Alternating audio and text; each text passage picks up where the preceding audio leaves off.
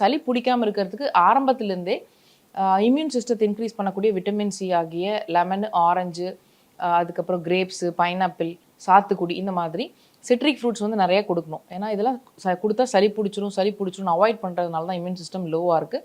Plus daily காலையில் நெல்லிக்காய் juice எடுக்கும்போது குழந்தைங்களுக்கான நோய் எதிர்ப்பு சக்தி அதிகமாகும். த்ரூ அவுட் த சீசன் உங்களுக்கு நெல்லிக்காய் கிடைக்கல, அல்லது எனக்கு வந்து ஜூஸ் பண்ணி கொடுக்க கஷ்டமாக இருக்குது அப்படின்னா நெல்லிக்காய் லேயிங்களாகவும் கிடைக்குது. ஸோ அந்த மாதிரி நீங்கள் வாங்கி யூஸ் பண்ணிக்கலாம். வரக்கூடிய சளியை கிளென்ஸ் பண்ணணும் அப்படின்னா அகெயின் வந்து மத்தியானத்தில் லெமன் ஜூஸு, இஞ்சி சாறு, தேன் இது 3 சமப்பங்கு எடுத்துகிட்டு கொஞ்சம் தண்ணி கொஞ்சம் ஹாட்டாக லூக்வாமாக ஊற்றிட்டு அதை கொடுத்துட்டு வந்தாலும் உள்ள இருக்கக்கூடிய கபம் வந்து சீக்கிரமாக கரைஞ்சு உங்களுக்கு கிளென்ஸ் அவுட் ஆகும். இதையும் மாரி ரெகுலர் பேசிஸில் நீங்கள் குழந்தைங்களுக்கு வீட்டில் இருந்தபடியே திரிகடுகு சூர்ணம் கொடுக்கலாம். சுக்கு, மிளகு, திப்பிலி இது 3ம் சேர்ந்த பொடிகள் நாட்டு மருந்து கடைகளில், சித்த ஆயுர்வேதிக் மெடிக்கல் ஷாப்பில் கூட கிடைக்கும்.